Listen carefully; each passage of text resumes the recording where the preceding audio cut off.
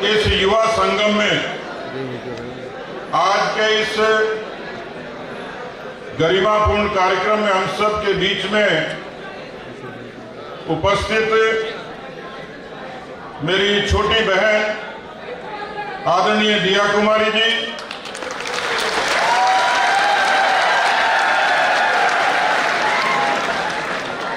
अब मेरी छोटी बहन के लिए भी ऐसी ताली बजाओगे तो फिर सजा पाओगे।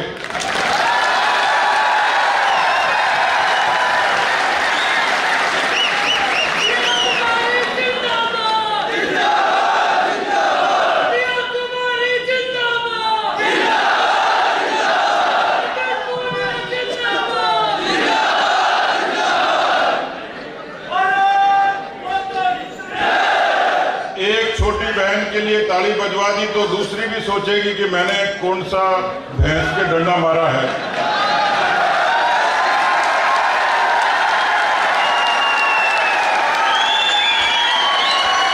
बबीता जी के लिए जोरदार तालियां।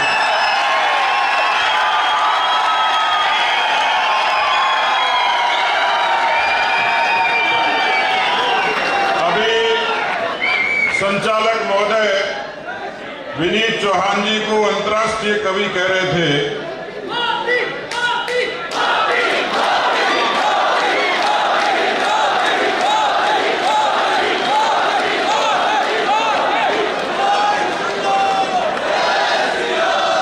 अभी विनीत चौहान जी को संचालक महोदय अंतर्राष्ट्रीय कवि कह रहे थे। हमारे गांव में तो अंतर्राष्ट्रीय उसको कहते हैं जो कुर्ता पजामा लगा के गली में घर में ठाला होता है और मोहल्ले वाले उसको अंतर्राष्ट्रीय नेता बोलते हैं।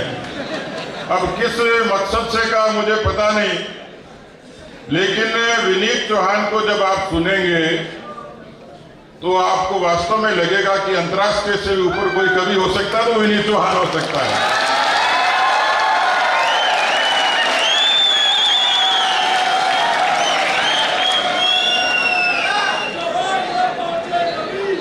राजनीति की पाठशाला में जिन्होंने बहुत संजीदगी से भारतीय जनता पार्टी के दर्शन को सीखा और जो बहुत कम समय में राजस्थान के नौजवानों की आवाज बने, ऐसे मेरे छोटे भाई हिमांशु शर्मा जी के लिए भी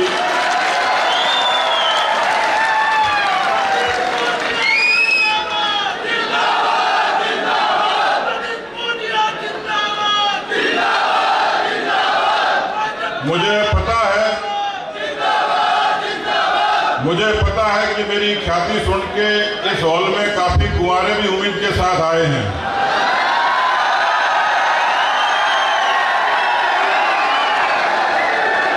और वो जोर जोर से मेरे नारे लगा रहे हैं।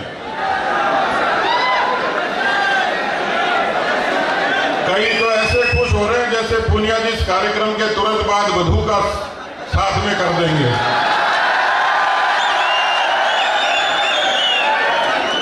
इतनी जल्दबाजी ठीक नहीं है।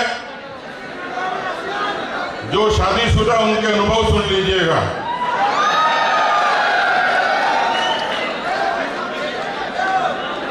बाकी तो कवि हैं जो उसके साथ हास्य में भी विनीत जी आपको बता देंगे। लेकिन मैं आज के इस युवा संगम के लिए भाई भगवान शर्मा जी, हमारे भाई मनोज वर्मा जी, राम कुमार जी, महेश जी, हमारे अविनाश जी, इन सबको और हमारे फौजी यादव जी, इन सबको हृदय से धन्यवाद देता हूं कि वाकई आज इस युवा संगम में बूढ़े कम हैं और युवा ज्यादा हैं।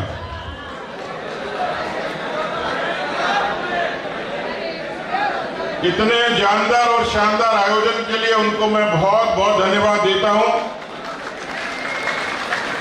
आज उन्होंने केवल मेरा दिल नहीं जीता, ऐसा लगता है कि उन्होंने आमेर का मैदान जीत लिया हो।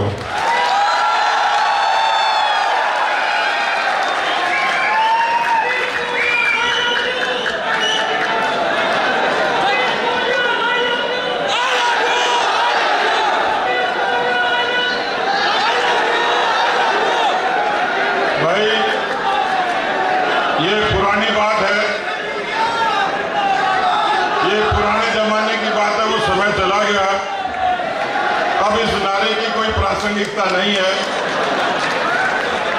और मुझे लग रहा है कि मेरी चौकीदारनी भी यहीं विराजमान है, तो कम से कम मेरी सलामती का तो ध्यान रखो। यहां पर उपस्थित सभी हमारे पार्टी के बहुत ही वरिष्ठ नेतागण, जिन्होंने बरसों बरस से अपने परिश्रम से, पसीने से इस आमेर को सींचा, लेकिन समय बदलने के आधार पर इस आमेर को नौजवान तरुणाई ने भी बहुत चुनौती के साथ में स्वीकार किया। और मुझे अच्छे तरीके से ध्यान है कि 20 वर्षों से आमेर का मतदाता, आमेर का कार्यकर्ता इस बंजर जमीन पर कमल खिलाने के लिए उत्कंठित था, समर्पित और संकल्पित था। इस क्षेत्र के बहुत लोकप्रिय नेता गोपीराम जी, उसके बाद लगातार 3 चुनाव में यानी 20 वर्षों तक, वनवास 14 वर्ष का होता है, लेकिन आमेर की जनता ने, आमेर के कार्यकर्ताओं ने 20 वर्ष का वनवास भुगता। 2013 में मैं पार्टी के आदेश से चुनाव लड़ने के लिए आया। पता नहीं मेरा क्या संस्कार था, मैंने ये गणित लगाई नहीं, कभी सोचा नहीं कि हारने वाली सीट पर मुझे चुनाव लड़ना है, मैंने गौर ही नहीं किया। लेकिन जब पार्टी का हुक्म हुआ, राजस्थान में पार्टी के पक्ष में प्रचंड हवा थी, ये उम्मीद भी थी कि हम जयपुर की राजधानी के नजदीक हैं, तो यहां राम राज्य की स्थापना हो चुकी होगी, यहां अमन चैन होगा, विकास की गंगा बह रही होगी। मैंने उसी उत्साह में हां भरी, चुनाव लड़ने के लिए आया, और जब धरातल पर आया तो पता लगा कि शहरों की चमक दमक के मुकाबले शहर की नाक के नीचे इस विधानसभा क्षेत्र का कोई धनी धोरी नहीं है। हम बहुत आत्मविश्वास और इरादे के साथ में जीत के उद्देश्य से निकले, लेकिन कई बार ऐसा होता है, आपकी सोच, आपकी कल्पनाएं, आपका लक्ष्य, आपका समर्पण परिस्थितियों का, भाग्य का भी मोहताज होता है। मुझे अच्छे तरीके से ध्यान है, 8 दिसंबर 2013, भैया पीछे डिस्टर्ब मत करो रे, जिनको नहीं बैठना हो बाहर भी जा सकते हैं। 2013 का 8 दिसंबर मुझे अच्छे तरीके से याद है। हम 329 वोटों से ये चुनाव हार चुके थे। क्षेत्र में भी निराशा थी, कार्यकर्ताओं के मन में भी और मेरे खुद के भी। मुझे निर्णय करना था कि पार्टी के आदेश को तो पूरा किया, लेकिन मेरे भविष्य की दिशा क्या होगी। मुझे 9 दिसंबर को कुछ लोग मिलने के लिए आए। मुझे तय करना था कि मुझे आगे चुनाव की राजनीति में कायम होना है, पार्टी का आदेश मानना है, और जिस क्षेत्र में विकास की इतनी बड़ी डिमांड है उसको पूरा करना है। मैं अपना स्वार्थ तो पूरा कर सकता था पार्टी से कभी राज्यसभा की या किसी पद की डिमांड करके, लेकिन मेरे दरवाजे पर हारने के बाद जो पहला शख्स आया उसने मुझे भावुक कर दिया। उसने कहा कि आप तो चले जाओगे, लेकिन हम फिर वैसे के वैसे रह जाएंगे। हमने आपको वोट दिया, हमने भारतीय जनता पार्टी को वोट दिया है, हमारा कोई गुनाह नहीं है, लेकिन हम आपको भरोसा देते हैं कि हम परिश्रम करेंगे, लड़ेंगे, पुरुषार्थ करेंगे और परिश्रम की पराकाष्ठा करेंगे। भले ही आंधी तूफान आए, लेकिन इस आमेर की मरुधरा में कमल जरूर खिलाएंगे। मित्रों, इतिहास साक्षी है, समय साक्षी है, प्रतिकूलता के बीच में भी 20 वर्षों का वनवास खत्म हुआ। और दिसंबर 2018 में शान और स्वाभिमान का कमल इस आमेर की धरती पर खिला।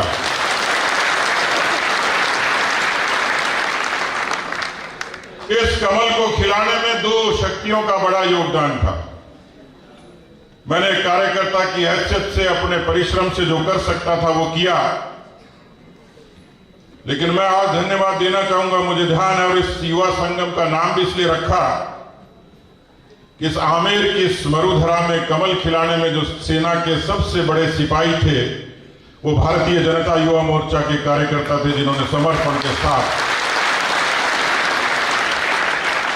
जो दूसरी बड़ी ताकत थी वो मातृशक्ति थी, जिन्होंने राखी का सूत्र बांधकर ये संकल्प मुझे दिया था कि भाई साहब आप परिस्थितियों से विचलित मत होना, आमेर की बहनें, आमेर की माताएं आपके साथ खड़ी हुई हैं, मैं उनका ऋण कभी चुका नहीं सकता।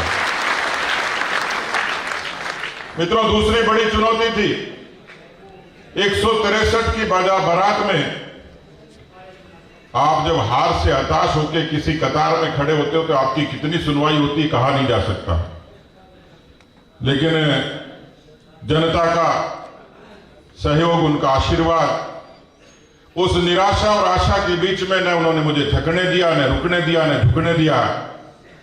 और यही कारण है कि भले ही हम 163 की बारात में नहीं थे, लेकिन आमेर की धरती पर 1500 करोड़ से भी ज्यादा के विकास के कामों ने 163 को भी पीछे छोड़ दिया। मित्रों, दूसरा एक संकट आया, आपने मुझे विजयश्री का तिलक लगाया। आप अपने वोट की कीमत और ताकत समझ लीजिए।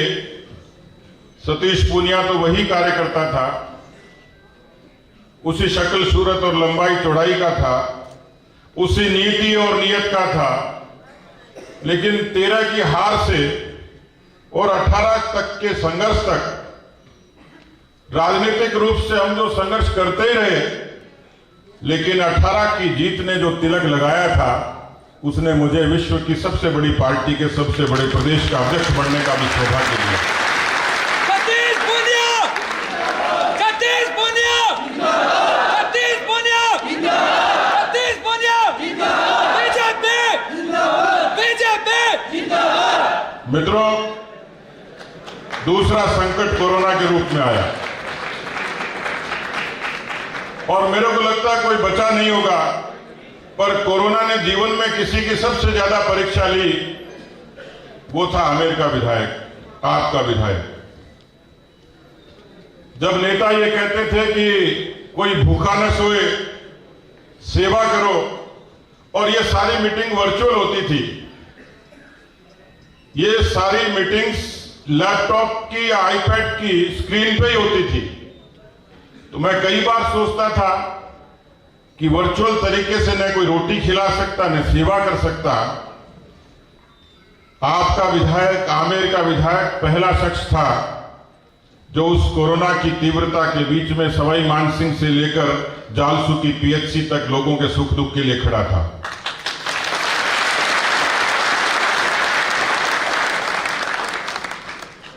मैं तो खड़ा था, लेकिन कोरोना मेरे पीछे पड़ा था। और मुझे लगता है विनीत जी, दुनिया में कोई रिकॉर्ड हो किसी आदमी को 3 बार कोरोना का, तो वो रिकॉर्ड भी आमेर के विधायक नहीं बनाए। लेकिन मैंने कोशिश की सहयोग किचन के जरिए, स्वास्थ्य सेवाओं को सुदृढ़ करने के जरिए, और इसलिए किसी के लिए यहां जो लोग बैठे उनको तो पता है, लेकिन पत्रकार मित्रों के लिए मिसाल हो सकती है कि आज जालसू की सीएचसी राजस्थान की सबसे उन्नत सीएचसी है, जहां वेंटिलेटर और एम्बुलेंस की भी व्यवस्था है, एक गांव की सीएचसी। उस कोरोना में भी चुनौतियां थी कि पार्टी का काम करूं। पार्टी ने मुझे जिम्मेवारी दी। मैं इस युवाओं की अदालत में पूछना चाहता हूं कि पार्टी ने मुझे अध्यक्ष बनाकर सम्मान दिया, तो आप लोगों को खुशी हुई या नहीं हुई? आपको मान मिला कि नहीं मिला? मित्रों, लेकिन मेरी बड़ी परीक्षा थी। मैं पार्टी के उस निर्देश को पूरा करके राजस्थान की जनता की आकांक्षाओं को पूरा करूं, पार्टी की आकांक्षाओं को पूरा करूं। लेकिन यह काम चुनौती से कम नहीं था। मैं एक दिन आदरणीय नड्डा साहब से मिलने के लिए गया, उनके बाहर बैठा हुआ था, बारी का इंतजार कर रहा था कि दरवाजा खुलेगा, मुझे जाकर मिलना है। इतने में मेरा टेलीफोन बजता है। जो भी भाई मुझे फोन कर रहा था मेरे इस आमेर परिवार का, तो मैंने कहा कि मैं राष्ट्रीय अध्यक्ष जी के पास हूं, थोड़ी देर में फोन करता हूं। तो बोले कोई राष्ट्रीय अध्यक्ष नहीं, मैं ही हूं और मेरी बात पहले सुननी पड़ेगी। तो मैंने कहा चल भाई सुना। तो मैंने कहा क्या काम है? बोले खेल के मैदान में 2 बकरियां घुस गई। मेरी निगाह नड्डा जी के दफ्तर की तरफ थी। तो मैंने कहा क्या करूं? बोले मुझे क्या पता क्या करो, आपको वोट दिया, एमएलए बना दिया, आप जानो, आपका काम जानो।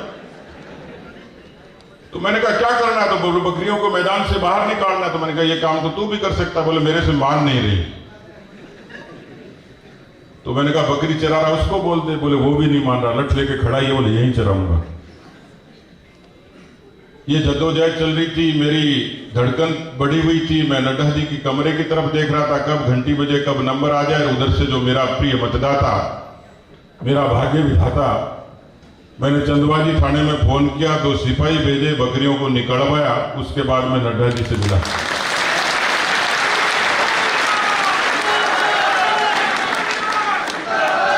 मैं एक दफे पंजाब से आ रहा था विनीत जी, ऊपर फ्लाईओवर से देखा कि नीचे भैंसों का एक अच्छा सा मेला लगा, बड़ी उन्नत नस्ल की भैंसें थी। मैंने अपने मित्रों से साझा की कि ऐसे ऐसे मैंने देखा कि बहुत उन्नत नस्ल की भैंसें, हमारे यहाँ के लोग दूध का और सब्जी का अच्छा व्यापार करते हैं।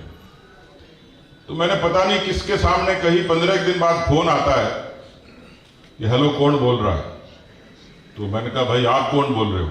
बोले पहले आप बताओ। मैंने कहा मैं ऐसे ऐसे सतीश पूनिया बोल रहा हूँ, आमेर का विधायक बोल रहा हूँ। आप कौन हो? बोला मैं भैंसों का सौदागर बोल रहा हूँ। मैंने कहा मुझे न भैंस खरीदनी भाई साहब, न बेचनी, आप मुझे क्यों फोन कर रहे हो? बोले मैं थोड़ी कर रहा हूँ, ये आपका आदमी करवा रहा है। मैंने कहा मेरा आदमी कौन? बोले देख लो ये। मैंने कहा बोलो सीताराम जी। कैसे? बोले भाई साहब अंडा भैंस लेबान आया था, रेट वेट तय होगी। मैं अनखई कि भाई थोड़ी कम कर दे, तो मान रहे हो को नहीं। तो मैं कह लो हमारा एमएलए साहब से बात कर।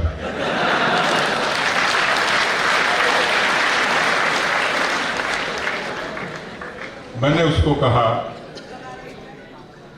मैंने कहा तन्ने लागे दे की सोकन, तेरे को ये रेट कम करनी पड़ेगी। बोले क्यों, दादागिरी है क्या? मैंने कहा बिल्कुल है। पहले तो मेरे आदमी का कॉन्फिडेंस देखो। आमेर का आदमी पंजाब में भैंस खरीदने चला गया, पहली बार। आजू बाजू से खरीद सकता था, हौसला देखो, पंजाब से भैंस। दूसरा, एमएलए को फोन करेगा, एमएलए फोन उठाएगा। तीसरा, फोन सुनेगा। और चौथा, सौदागर से डायरेक्ट कनेक्ट कराएगा। 5वां रेट कम कराएगा। तो मैंने कहा कम चाहे 100 रुपए कर, लेकिन कम करने पड़ेंगे।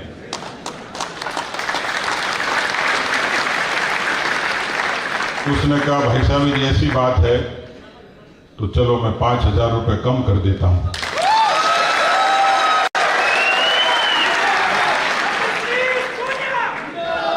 आमेर का एमएलए इतना सस्ता है कि जो भैंस की रेट भी कम करा सकता है, भले ही वो पार्टी का अध्यक्ष बन जाए, दुनिया में कहीं चला जाए। विनीत जी मुझे आप थोड़ा कविताओं में प्रेरित करना इनको। गांव में प्रचार करते करते बहुत लोग आ जाते हैं, तो घूमते घामते कई बार पकड़ के किसी नौजवान को आगे कर देते थे कि भाई साहब इसका ध्यान रखना, इसका काम करवा देना चुनाव जीतते ही। अब मुझे पता ही नहीं था इसका क्या काम है। चुनाव में तो देखो कोई ना तो करता ही नहीं। आप ये कहो कि ताजमहल बना दो तो भी कोई मना नहीं कर सकता, हवाई अड्डा खुला दो तो कोई भी नहीं कर सकता। उन नौजवानों को मेरे आगे करते, ऐसे करते करते 14 गांव में 14 नौजवानों को लोगों ने आगे कर दिया। मैंने कहा भाई चुनाव जीतते ही 1-2 दिन तो आराम करने देना, थकान उतारने देना, तीसरे दिन फोन कर देना, मैं आपकी मांग पर विचार करूंगा। तीसरे दिन फोन आ गया। बोले हेलो, पहचाना क्या? मैंने कहा अब उसमें फोटो तो आई नहीं थी, नंबर सेव नहीं थे। बोला इतनी जल्दी भूल गया? तो मैंने कहा क्या हुआ? अजी काम बताया तो ना। तो मैंने कहा कौन सा? कमाल है, मां को ब्याह कराना छोने, इसलिए मैंने कहा इन कुंवारों को मेरे से उम्मीद है। 14 एप्लीकेशन पेंडिंग है, उसमें मीठालाल तो आया नहीं होगा, लेकिन वो कई दिन से संघर्ष कर रहा है। आप चाहो तो ऑडियो सुना सकता हूं, थोड़ा टाइम कम है, सुनाओ।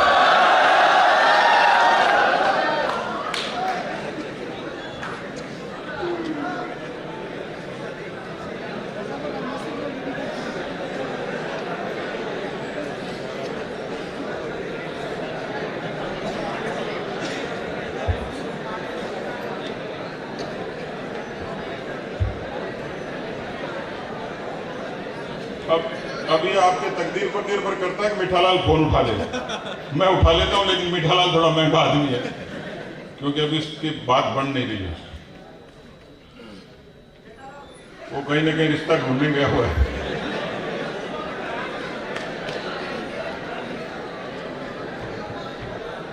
आज तो पक्का कोई ना कोई बात बन गई दिखती है उसकी।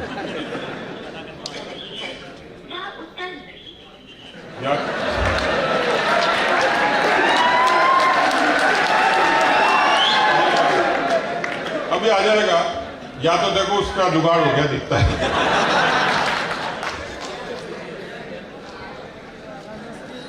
मैं भीलवाड़ा गया हुआ था, तो मैंने कहा मीठालाल मैं भीलवाड़ा हूं। बोले कहीं फर्क पड़े तो ढूंढ दो। मैं आप लोगों से आग्रह करना चाह रहा हूं कि एक विधायक को कितने मल्टी डायमेंशनल काम करने पड़ते हैं, कितनी चुनौतियां होती हैं। लोगों को लगता है कि ऐसे ही बन जाते हैं। अब बताओ आप, कोरोना की जीवन की चुनौतियों से लेकर और मीठालाल की समस्या तक, आज आप सब लोगों ने मैराथन के बाद इस युवा संगम के रूप में परिणति करी है। मुझे दिल्ली एक बहुत ही जरूरी बैठक के लिए जाना, आप सबको ध्यान है। मैं आपसे ये पूछने के लिए आया था कि पार्टी ने मुझे बहुत सारे विकल्प दिए हैं। मैं अभी दिल्ली जाऊंगा, पार्टी के लोग पूछेंगे। मैं ये भी समर्पण संकल्प कर चुका कि मैं दुनिया में किसी भी भूमिका में रहूंगा, चाहे मैं संयुक्त राष्ट्र संघ का महासचिव बन जाऊं, लेकिन आमेर के लिए, आमेर में मेरा रिश्ता आत्मा का रिश्ता है, और वो जीवन बीमा निगम की उस पंचलाइन की तरह कि मेरा रिश्ता आप लोगों से जिंदगी के साथ भी और जिंदगी के बाद जैसा है।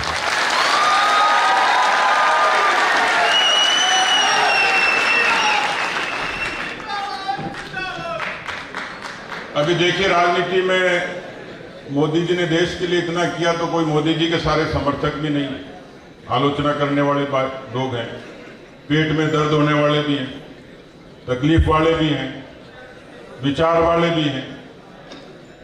लेकिन देश के यशस्वी प्रधानमंत्री नरेंद्र मोदी जी ने आपके एक वोट से वो कमाल किया, राम मंदिर से लेकर 370 से लेकर जनधन से लेकर उज्ज्वला से लेकर आयुष्मान से लेकर, और केवल इतना नहीं किया, मुझे अच्छे तरीके से ध्यान है 23 अगस्त 2023 जब लोग चांद को हसरत से देखते थे, मोदी जी ने तिरंगा भी चांद पर टिका दिया।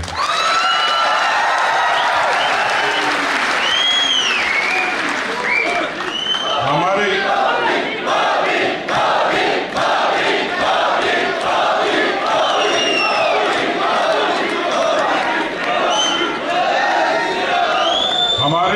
क्षेत्र के एक बच्चे ने मुझे बड़ी जोरदार बात बताई। यूक्रेन और रूस की लड़ाई, उस लड़ाई के बीच में एक बड़ा संकट था कि हिंदुस्तान के 25,000 लोगों को महफूज लाएं।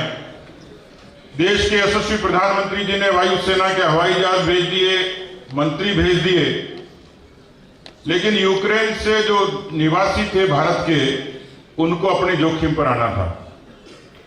उनको हंगरी और पोलैंड की सीमा से भारत आना था, लेकिन यूक्रेन से उन सीमा तक पहुंचने का जोखिम उनका अपना था। बहुत बड़ी चुनौती थी, संकट था। और जब वो सब लोग आए, ये भी चमत्कार से कम नहीं है।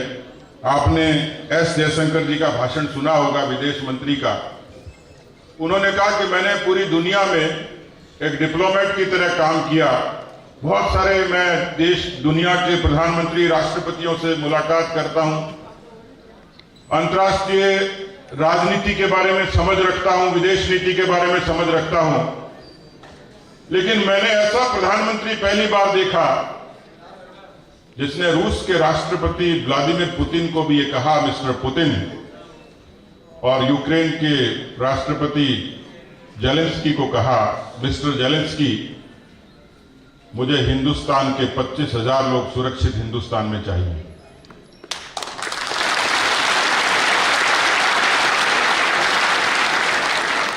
एस जयशंकर जी ने कहा कि 47 मिनट तक प्रधानमंत्री नरेंद्र मोदी ने, जब तक उन्होंने आश्वस्त नहीं किया, टेलीफोन नहीं छोड़ा। मित्रों, मैं इससे आगे की जो बात कह रहा हूं वो बात आपको उत्साहित करेगी। मैं उस बच्चे से जब पूछ रहा था कि तुम आए कैसे, उन्होंने कहा हमने सुना कि मोदी जी ने तिरंगे का मान कर दिया, तो मोदी जी को आजमा लेते हैं, जैसे पूनिया जी को आमेर में आजमाते हैं। तो उन बच्चे ने कहा कि हमने देखा कि जिंदगी दांव पर है, हम बंकर में छुपे हुए थे, एक सफेद कपड़े का टुकड़ा लिया, उसको तिरंगे के रंग से रंगा, उसको लेकर जब यूक्रेन की सड़कों पर निकले तो एक चमत्कार देखा, रूस की बमबारी बंद हो गई, यूक्रेन की गोलीबारी बंद हो गई।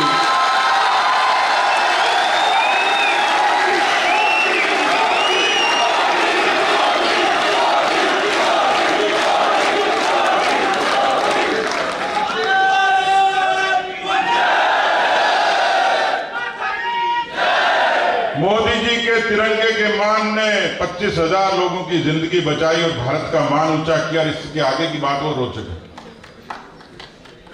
उनके साथ में दोस्ती होती है, पाकिस्तान के भी विद्यार्थी थे, वो बंकर में छुपे हुए थे। हिंदुस्तान के विद्यार्थियों ने कहा कि हमारे साथ आ जाओ, तो उन्होंने कहा कि हिंदुस्तान के तिरंगे की छाया में। बोला नहीं, तो बोला नहीं तो मरो फिर। लेकिन आपको ताज्जुब होगा कि पाकिस्तान के विद्यार्थियों की जिंदगी बचाने का काम भी भारत के तिरंगे ने किया।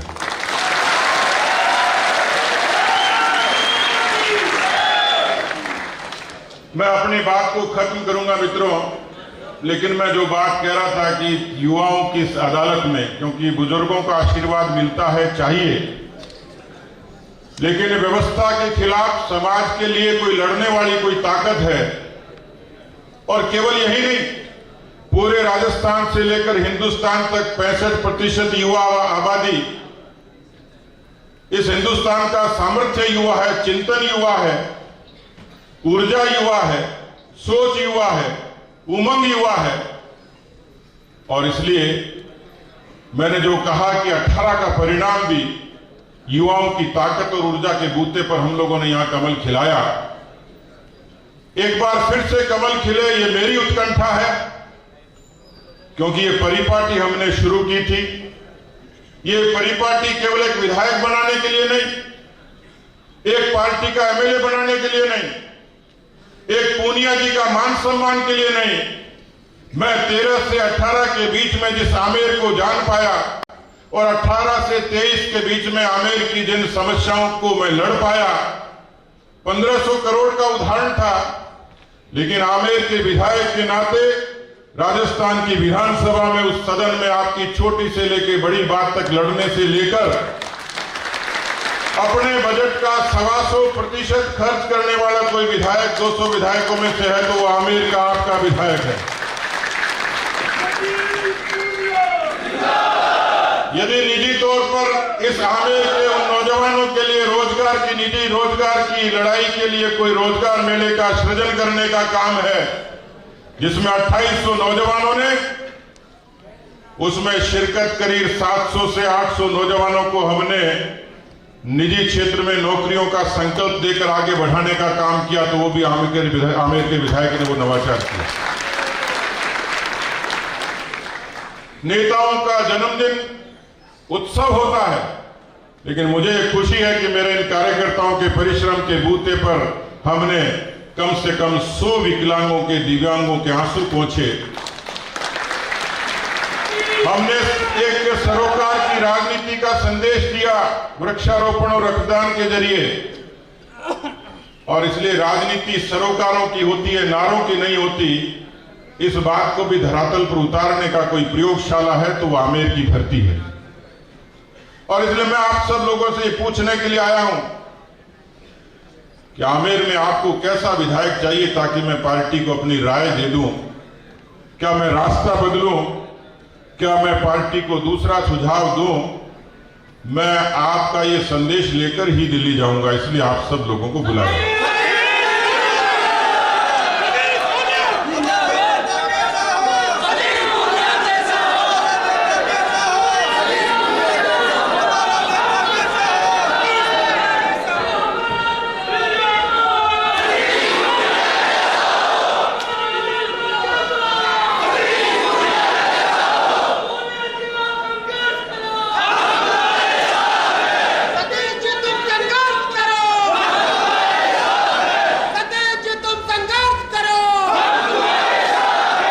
मैं अपनी बात को खत्म करने जा रहा हूं। आपकी भावनाएं पता लगी, लेकिन आपके लिए भी एक चुनौती है मित्रों। लोकतंत्र में सिर गिने जाते हैं।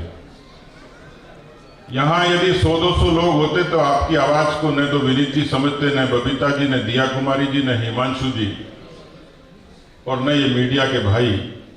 केवल युवा मोर्चे के कुछ मंडलों की इतनी बड़ी संख्या ये तो संकेत कर ही रही है कि आमेर के नौजवान फिर से कमल खिलाने के लिए संकल्पित हैं।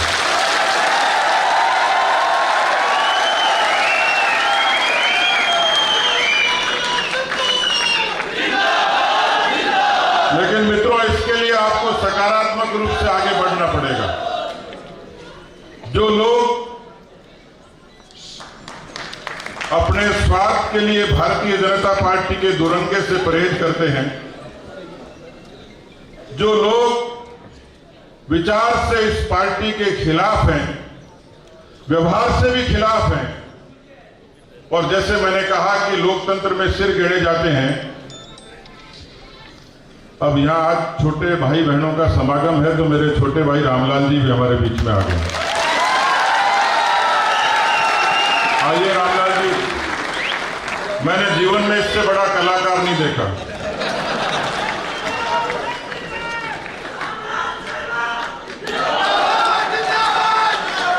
अरे नारे लगा रहे तो ढंग से लगाओ ना।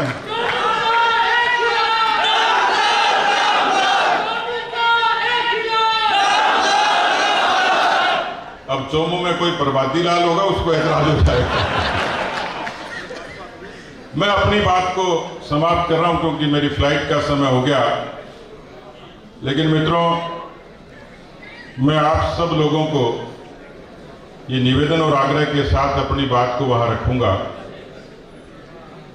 रामलाल जी, दिया जी, हिमांशु जी सब अपनी बात कहेंगे। विनीत जी कविताओं के जरिए अपने उद्गार आपके समक्ष रखेंगे। बबीता जी को हमने विशेष रूप से बुलाया क्योंकि बबीता जी वो खिलाड़ी हैं जिसने भारत के तिरंगे का मान दुनिया की धरती पर किया।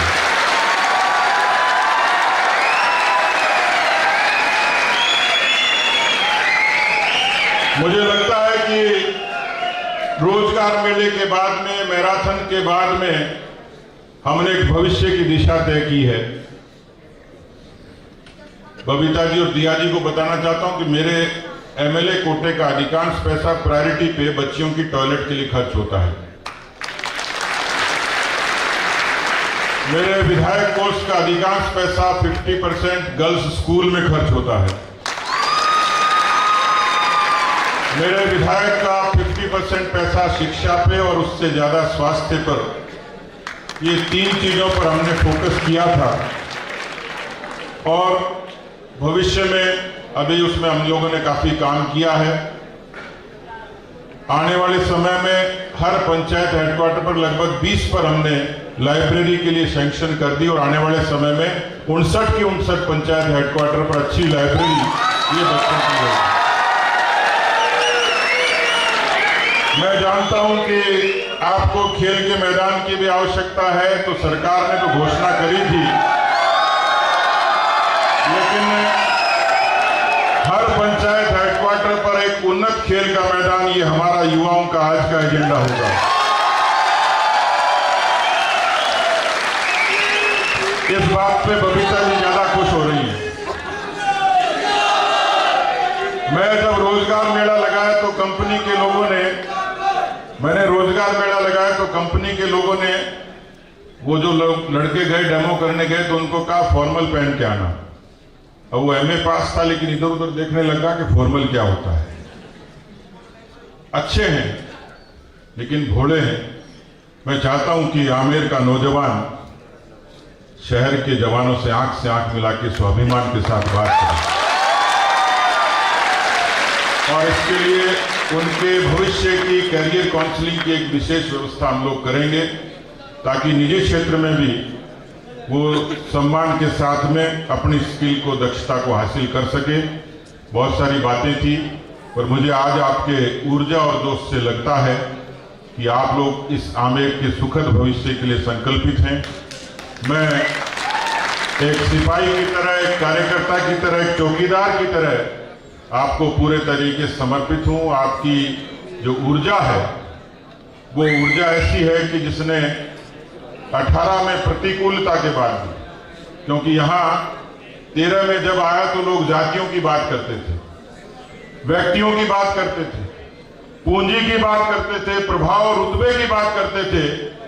मैं आमेर की जनता को, प्रजा को धन्यवाद दूंगा कि उन्होंने राजनीति के सारे मिथक तोड़े और यहाँ पर जो समूह है वो हर कौम का है, वो देश को समर्पित है, तिरंगे को समर्पित है, भारत को समर्पित है, राजस्थान को समर्पित है और आमेर को समर्पित है।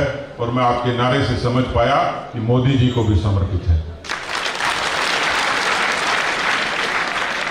इसलिए बाकी बात तो विनीत जी करेंगे, लेकिन मैं आप सब लोगों की ऊर्जा के प्रति इतना ही कह सकता हूं कि आप में वो ताकत है, उन चुनौतियों से लड़ने का मादा है कि जैसा किसी कवि ने कहा कि जब हम उछलते हैं तो आसमां उछलता है, जब हम उछलते हैं तो आसमां उछलता है, जब हम मचलते हैं तो तूफान मचल उठते हैं। हमें बदलने की कोशिश न कर जमाने, जब हम बदलते हैं तो इतिहास बदल उठते हैं।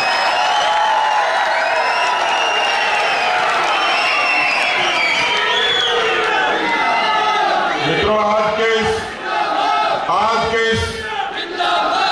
के इस युवा संगम से एक बार फिर से इतिहास को बदलने की बारी आई है।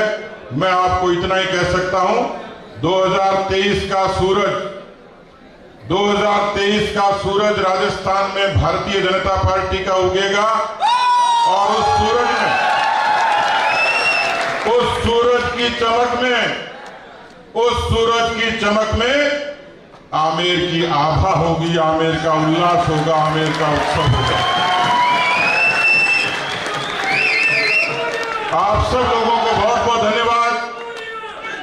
मैं आपसे इजाजत चाहूंगा, लेकिन इस आयोजन को आप लोग अपनी जगह बैठे रहेंगे। बहुत सुंदर आयोजन है। विनीत जी की कविताएं सुनेंगे, बबीता जी का अनुभव सुनेंगे, दिया कुमारी जी से भी आप बहुत कुछ हासिल करेंगे। इसलिए मैं आप सबसे आग्रह करूंगा, अपने स्थान पर विराजे रहें। अनुशासन से आप लोगों के लिए जितने विनर्स हैं उनके इनाम की व्यवस्था है, उनके लिए नाश्ते की व्यवस्था है और बहुत अच्छे तरीके से